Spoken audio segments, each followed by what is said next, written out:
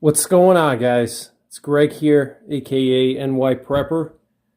In this video, I want to share another overlooked prep. And in this video, I want to talk to you guys about chest rigs and load-bearing equipment. And I think this is a major overlooked prep. And not so much that a lot of preppers don't have any load-bearing gear, but a lot of preppers don't think about having backup load-bearing gear. So if we're talking about a true long-term grid down situation or SHTF situation, nuclear war, economic collapse, EMP, whatever, you can't just have only one or two chest rigs or one or two systems for carrying your equipment. You need to have redundancies, okay? And so here I have a small sample of some of my load-bearing equipment. Now, the thing with load-bearing equipment is some of it can be really expensive, and what I recommend you guys do is don't spend a lot of money on having multiple high-end chest rigs and load-bearing equipment.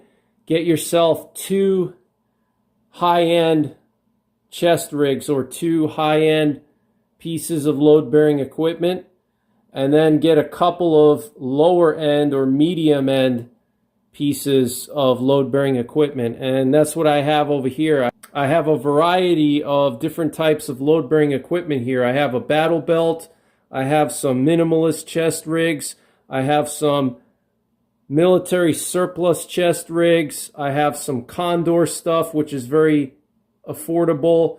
I have some full-size chest rigs.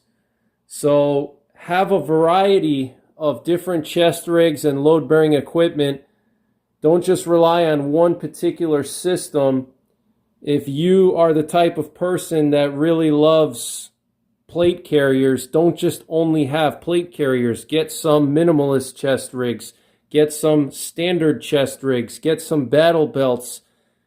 Okay, have a variety of different types of load-bearing equipment and have redundancies. Don't just have one or two $500 chest rigs and nothing else. Okay, I would rather have 10 cheap chest rigs than one really expensive chest rig. Okay, so my recommendation, like I said, get one or two high-end pieces of load-bearing equipment, preferably at least two, and then get a couple of medium to low-end pieces of load-bearing equipment to have as backups, okay? Because if we're talking about a true long-term SHTF situation, these types of equipment are going to take a beating, okay? If you're actually wearing your equipment day in and day out, the chances of something happening to it increases, okay? We're not talking about throwing it on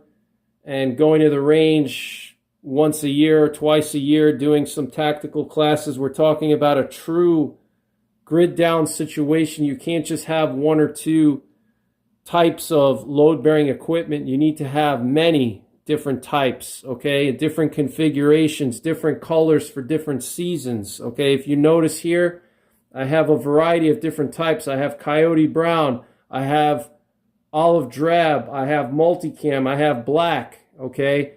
Don't just get everything in multicam or everything in coyote brown. It's good to have a variety. Here in Pennsylvania, generally speaking, there's two seasons for camouflage. You either have leaf on or leaf off, and then you have snow, okay? So three types of camouflage you need. You need something for leaf off, which is when the leaves are down and everything is basically shades of brown and gray. You have leaf on, where everything is shades of green. And then you have snow, where basically everything is white.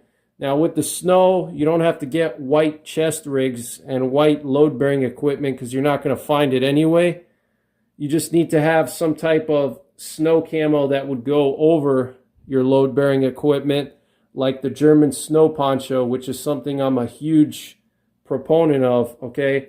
So just think about that, guys. Make sure you have enough load-bearing equipment. Don't just get one or two high-end pieces of load-bearing equipment.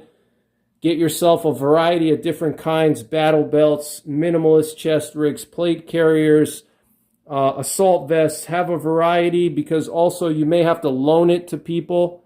You just never know what could happen, okay? If you only have one or two chest rigs or one plate carrier, what happens if the stitching starts to come undone? Or what happens if, something rips and fails, okay? And that's all you have. And yeah, it might be $300 or $500, but if that fails, you're screwed, okay? So make sure you have enough pieces of load-bearing equipment as backups, and have a variety, have different colors. For me personally, I prefer just either coyote brown or olive drab, because that's basically universal for anywhere in the country, okay? And for different seasons, but make sure it's tailored to your particular terrain. But that's pretty much it for this one, guys. Take care, God bless, and don't forget the 3 Ps: prepare, practice, and persevere.